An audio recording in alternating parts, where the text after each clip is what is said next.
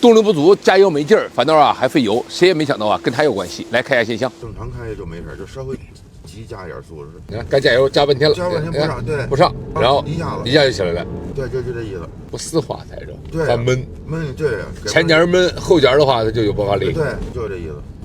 哎，就这感觉，就跟回油这一下似的，而且就是没劲儿。检查一下，一是跟积碳有关系，二是跟之前换的这个油有关系。刚做了保养，我也不知道正经不正经。不是机油，那个分动箱油。